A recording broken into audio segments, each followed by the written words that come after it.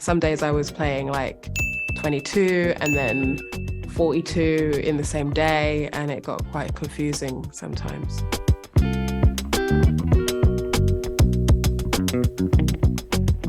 I remember for Bohemian Rhapsody, I read that Rami Malek, the fake teeth he used was really a marker for him to get into Freddie mode. I was wondering for you if there was any marker or ritual you used to get into Whitney.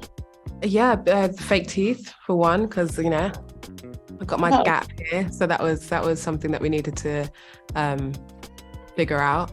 But also, it was the wigs, really, and not just because it was indicative of Whitney in certain parts of her life, but it also helped me to know, at least body-wise and fashion-wise, where we are in time, because a lot of hairstyle changes changed a lot from the kind of late 70s to the early 2000s. So it helped me kind of plot out where we were to.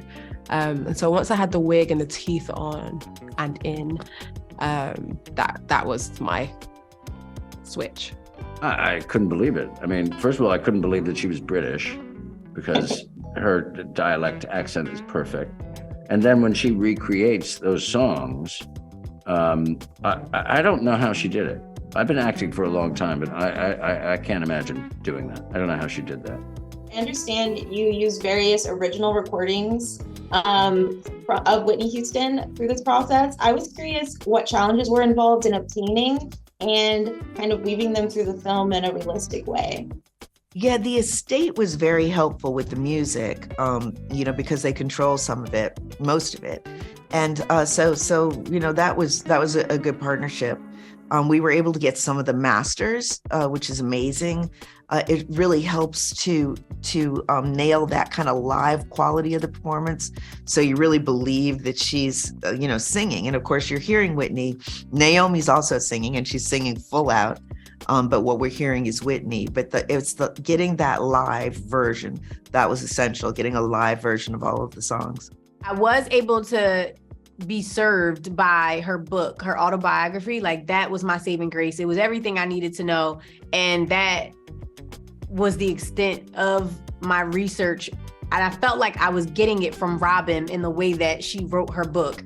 Obviously, too, just, researching the time of the 90s and understanding what the wardrobe is like, what the hair is like, what songs we were listening to. Like, I created a playlist for Robyn that I would listen to in my trailer every morning. I would play some songs for me and Naomi on set just to kind of get us in that zone and travel back to that time that Robyn and Whitney actually was living in. So that was a huge part of my research too. I understand you got to meet with Clive Davis while shooting this. I was wondering if there was something that stuck out to you about his own memory of Whitney Houston that you got to maybe bring into your scenes with Naomi. I mean, it really was, I talked to him. We had a Zoom call before I started filming, and, he talked very honestly about how, that it was very hard, obviously, what happened to her, but that relationship, he loved her, and like a niece. I mean, he really was sort of like, it became like an uncle in a way to her, apart from being an amazing business guide in her business. There wasn't one thing in particular. It really was a series of things, which we see in the documentary, which we read about in his book, and which he told me, which is just that, he knew how talented she was, and he just wanted to keep her truthful to herself and make sure she was happy within herself. I have to ask about the medley scene, because that scene absolutely floored me. Can you speak to the preparation for that? Something about creating that scene that us as audiences may not realize. It took 2 days to film. It was actually, when I read it in the script, it was the first thing I looked at on YouTube. And so really I'd been practicing that sequence for about 8 months. And it was partially just me watching it over and over again. But it was also then working with my movement coach, Polly Bennett, who we broke it down into little pieces. But it's that thing, you just have to in every moment I'm playing the song and like I'm doing the movements in my head. I can still do it now. That's the weird thing. It says it never leaves you. So like I can hear it and I can yeah, I know what it is. It's just like I practice it so much. So it took a second. But that day, those 2 days were some of the most like beautiful experiences I've had on this job. And in general, it felt like a kind of joyful full stop to some of the work that I was doing on this job. The medley, I love the medley, and I'm most proud of that sequence. Honestly, it's one of my favorite things that we shot. And then the national anthem also, just capturing it and the edit and the energy of it, and really capturing the excitement of everybody that was watching at home and the excitement of the crowd that was there, and the exuberance of her performance and the kind of rallying nature of it. Those two are my favorites.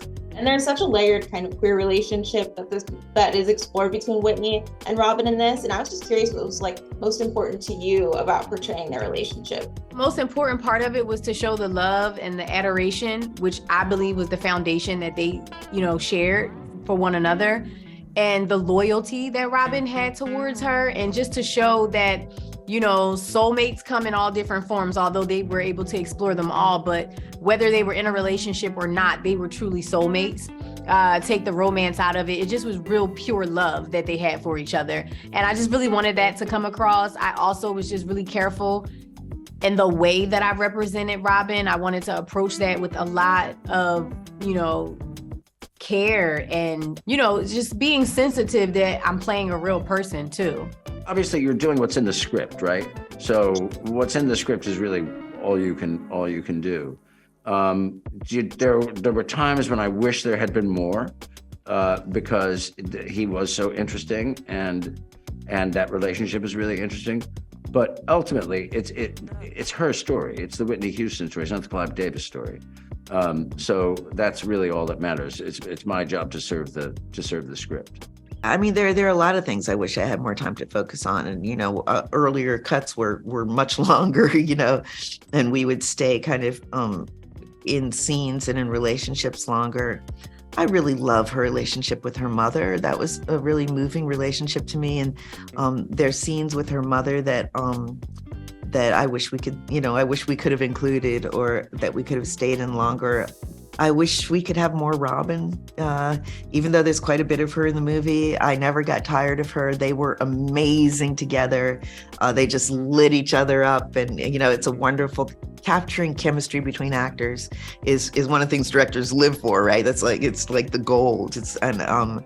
I really enjoyed that, and there were a lot of things, a lot of even musical performances and iconic things that she did that weren't included. I would go even deeper with her relationship with Clive and her father. I think I would have gone deeper into each of the relationships. What was it like, that love? Millions of people.